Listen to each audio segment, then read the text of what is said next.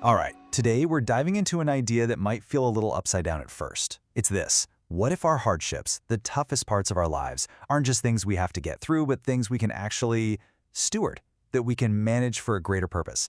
Let's get into it. And really, it all starts with this question right here. What if your struggles actually had a purpose? I mean, really think about that. What if the toughest moments you've ever faced weren't just random bad luck, but something more? Now, the word stewardship probably sounds familiar, right? Especially if you spent any time in faith circles. But when we hear it, our minds usually jump to a few specific things. Yeah, just like this. We usually think of stewardship in terms of money, our talents, our time, and that's all true. But what we're talking about today asks us to look at that list on the right.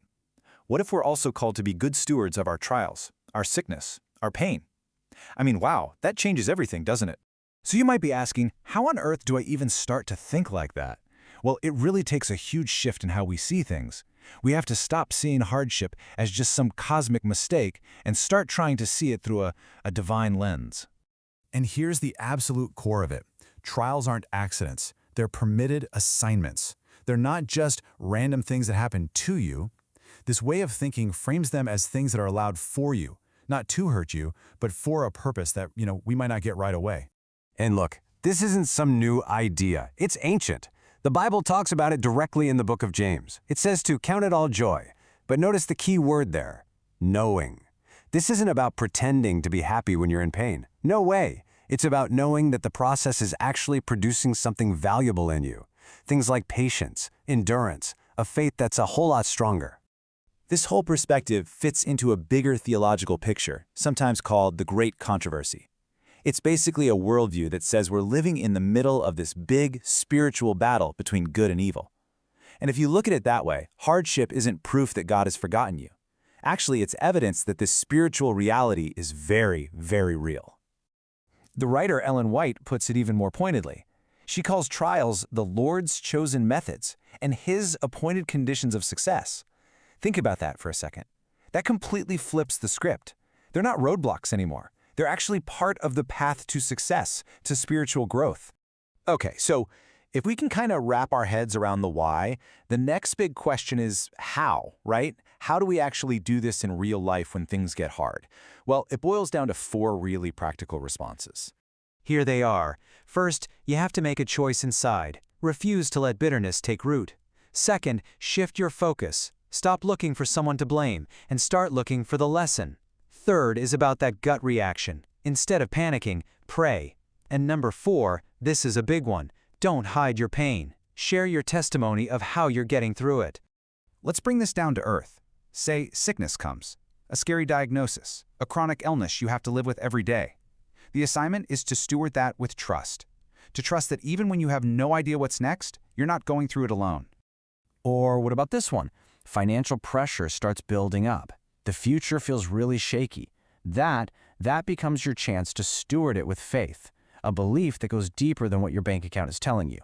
And when people misunderstand you, maybe even attack your character, the call is to steward that hurt with grace, to respond in a way that just doesn't make sense to the world. Okay, and this is where it gets really interesting, because this whole idea starts to turn outward. Stewarding your trials isn't just about you and your own spiritual growth. It actually has this huge, profound impact on the people watching you. It's a simple fact, but it is so powerful. The world is watching. People are watching to see how those of us who claim to have faith handle the hard stuff. They want to know if what we talk about actually works on Monday morning. And because of that, sometimes the most powerful sermon you will ever preach won't have any words at all. It'll just be how you endure, your resilience, your grace when you're under pressure, that hope that just won't quit. That is the sermon. And that brings us right to the heart of it all. This idea of being saved to shine, called to bless.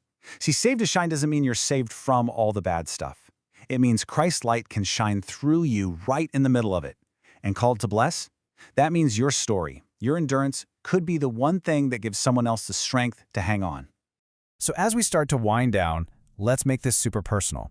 This isn't just some interesting idea to think about, it's really a challenge, a mandate for us to look at our own lives and then to act. To really steward our trials, we have to ask ourselves some pretty tough questions. Like, okay, Is this thing I'm going through making me bitter, or is it actually deepening my faith? Is the way I'm reacting pushing people away, or is it pointing them to something bigger? And maybe the most important one, how could my story, my endurance right now, end up blessing somebody else? It's really that simple and that direct. Steward your trials.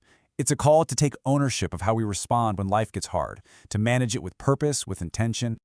And that's the bottom line. Saved to shine, called to bless.